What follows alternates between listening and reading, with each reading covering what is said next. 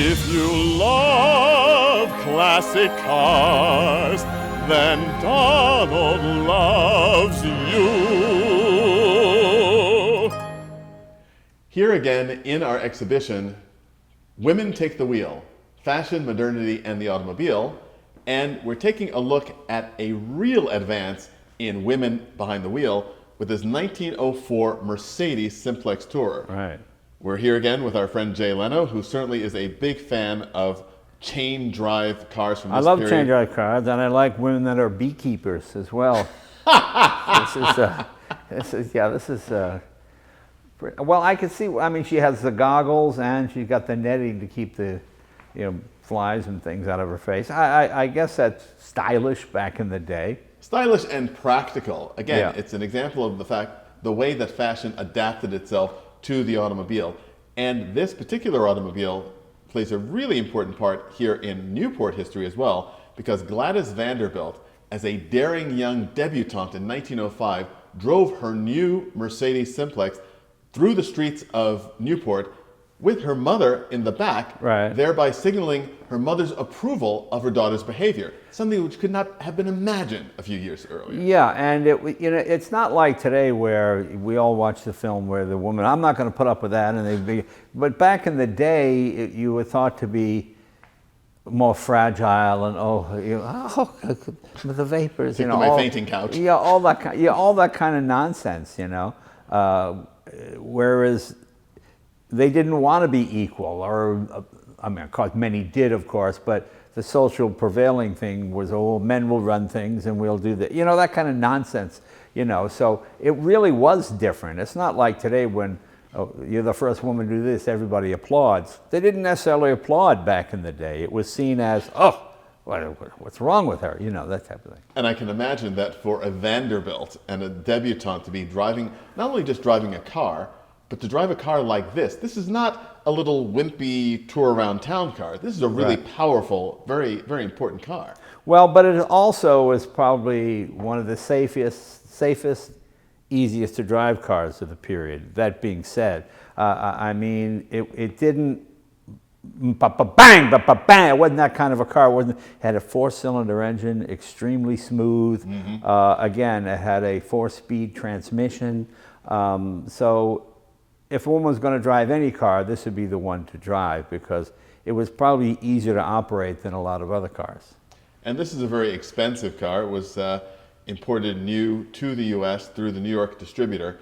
And the detail in this car is also, I think, quite wonderful because it is modern in the idiom in terms of the shape of the fenders, very much like the racing cars of the period, with these wonderful angled fenders to keep the mud away from the bodywork. But it also has almost a Roi de Belge kind of body here that really pays homage to the old carriage workers. Beautiful wood trim, and the woodworking is just absolutely amazing on the car. And Mercedes-Benz teamed up, well, it wasn't Mercedes-Benz in 1904, but I remember in the 50s they teamed up with Studebaker.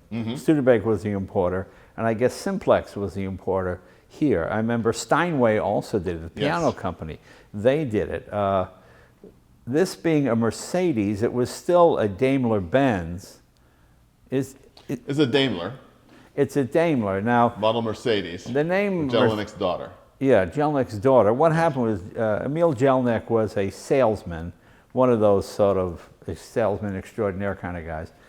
And he lived in France. And he said, I love German cars, but the French don't like Germans. Let me buy, I think, 26 of your Daimler-Benz automobiles. I'm going to rename them after my daughter Mercedes. It's a more French-sounding name. It's neutral. It doesn't have the German thing on it, So I said, okay. And when he sold them all, they were like, oh, okay. So in France, they just became Mercedes. And in 1924, it merged into one company. And yes, Emil Jelinek was sort of the Max Hoffman of his time. Yeah, I think that's really fair to say. I think that's fair to say. The mark on the map. They were very well respected for their technology, and in fact, we were talking earlier about the systems required also to run a car. Again, today we think you get in the car, you press the fob, open the door, get in the car, place your fob in the center console, press the button, the car goes, everything Right. lights up. But here, what was required to run a motor vehicle of this period is very much in evidence. Let's talk about those oilers that are... Yeah, these are fascinating. These ones, this has, I guess, a total loss system. You fill it with oil, and then you adjust. It'll tell you this one should be 3 drips per minute, there should be 60 drips per minute, and oil would be thrown up and then drip down and go into the bearings, whatever. So as you went along, you would look to see.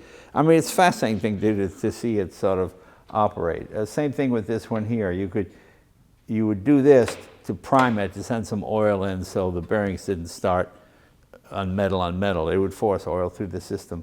Yeah, it's really neat. I love that old system where everything is independent and you have to pay attention. If you screw up one thing, then the engine ceases. You got to start all over again. There's no texting and driving and, No. and applying makeup or reading the newspaper as you drive with this. Well, no, but it was seen as a point of pride for, my mother would do it. My mother, I rode with Mr. So-and-so. He was a good driver.